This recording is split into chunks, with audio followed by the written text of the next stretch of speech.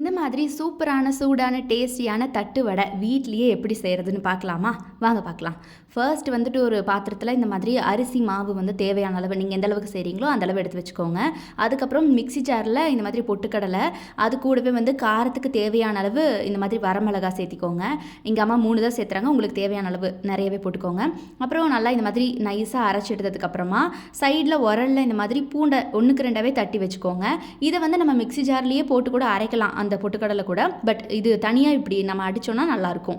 So அடித்து எடுத்து வச்சதுக்கப்புறமா சைடில் அம்மா வெண்ணெயை இப்படி உருக்கி எடுத்து வச்சுக்கிட்டாங்க ஹீட் பண்ணி.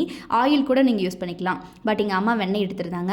இப்படி அரிசி மாவில் கொஞ்சமாக பெருங்காய பொடி, அப்புறம் உப்பு நம்ம தனியாக எடுத்து வச்சுருந்தோம்ல பாத்திரத்தில், இது 2ம் கலந்ததுக்கப்புறமா நம்ம அடித்து எடுத்து வச்சுருக்கோம்ல பொட்டுக்கடலையும் வரமிளகாயும், அந்த பொடியை வந்து இப்படி நம்ம சேர்த்திக்கலாம்.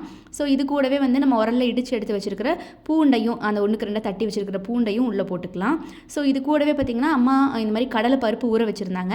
அந்த கடலை பருப்பையும் எடுத்து உள்ளே போட்டுக்கலாம். கடலைப்பருப்பு ஊற வச்ச கடலைப்பருப்புக்கு அப்புறமா நீங்கள் 1க்கு 2ஆ கருகாப்பிலையும் பிச்சு போட்டுக்கோங்க.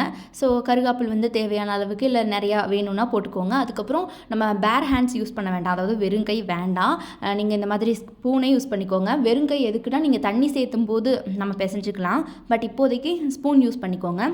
இதுக்கப்புறம் நம்ம ஹீட் பண்ணி வச்சுருக்கோம்ல, உருக்கி வச்சுருக்கோம்ல வெண்ணெய், இந்த வெண்ணெய் எடுத்து இந்த மாதிரி ஊற்றிக்கோங்க. நீங்கள் ஆயில் கூட யூஸ் பண்ணிக்கலாம் வெண்ணெய்க்கு பதிலாக. பட் அம்மா இங்கே வந்து வெண்ணெய் யூஸ் பண்ணுறாங்க. ஸோ இதை நல்லா ஹீட்டாக இருக்கும் இல்லையா, அதனால் ஸ்பூன் வச்சே நல்லா கலந்துக்கோங்க. ஸ்பூன் வச்சு கலந்ததுக்கப்புறமா இப்போ நம்ம வந்து இந்த பதத்துக்கு வந்ததுக்கப்புறம் தண்ணி தெளித்து நம்ம நல்லா பிசைய ஆரம்பிச்சிடலாம் மாவை. மாவு நல்லா பதமாக இந்த மாதிரி பிசைஞ்சு எடுக்கிறது தான் தட்டு வடைக்கு இம்பார்ட்டன்ட் அப்படின்னு சொன்னாங்க. மெயின் ரோலே இதில் தான் ப்ளே பண்ணும். ஸோ அதனால் மாவு மட்டும் நல்லா கவனமாக பிசைஞ்சு எடுத்துக்கோங்க. இப்படி அமுக்குனா வந்து மாவு உள்ளே போகணும். அந்தளவுக்கு இலக்கமாக பிசைஞ்சுக்கோங்க. ரொம்பவும் இலக்கமாக இருக்கக்கூடாது, ரொம்ப கெட்டியாக இருக்கக்கூடாது. அப்புறம் ஆயில் தடவுன பிளாஸ்டிக் கவரில் இப்படி வச்சு கையிலேயே தட்டினாலும் ஓகே, அப்படிலாம் வாழை இலை யூஸ் பண்ணாலும் ஓகே. இங்கே வாழை இலை கிடைக்கல எங்களுக்கு, அதனால் இந்த மாதிரி ஆயில் தடவி அந்த பிளாஸ்டிக் கவர் மேலேயே அம்மா வச்சு தட்ட ஆரம்பிச்சிட்டாங்க. ஸோ நீங்கள் எப்படி வேணால் தட்டலாம். நம்ம சில பேர் வந்து பாத்திரம்லாம் யூஸ் பண்ணி தட்டுவாங்க. பட் இங்கே கையிலேயே தட்டிட்டாங்க அம்மா. ஏன்னா அப்படின்னா ஒவ்வொருத்தரும் ஒவ்வொரு மாதிரி செய்வாங்க, நம்ம ஸ்டைல் இது. ஸோ அப்புறம் இந்த மாதிரி தட்டின தட்டு வடையை என்ன பண்ணணும்னா, நம்ம காட்டன் கிளாத்தை வந்து ஈரத்தில் நல்லா பிழிஞ்சிட்டு இப்படி நம்ம அது மேலே போட்டு வச்சுக்கலாம். அதுக்கப்புறமா நல்லா ஆயில் ஹீட் ஆனதுக்கப்புறமா உள்ளே எடுத்து போட்டுக்கோங்க.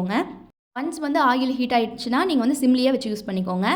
இல்லைனா பார்த்தீங்கன்னா மேலே கலர் மாறிடும், உள்ளே வெந்திருக்காது. ஸோ அதனால் கரெக்டாக இந்த மாதிரி பதமாக வச்சு பொரிச்சு எடுத்தால் இந்த மாதிரி டேஸ்டியான, சூடான, ஹெல்த்தியான தட்டு வடை வீட்லேயே ரெடி ஆகிடும். வெளியில் வாங்குறத விட இந்த மாதிரி செஞ்சு கொடுத்தீங்கன்னா ஹெல்த்தியும் கூட. அதனால் இதை மறக்காமல் ட்ரை பண்ணிவிட்டு எப்படி இருந்துச்சுன்னு என்கிட்ட சொல்லுங்கள்.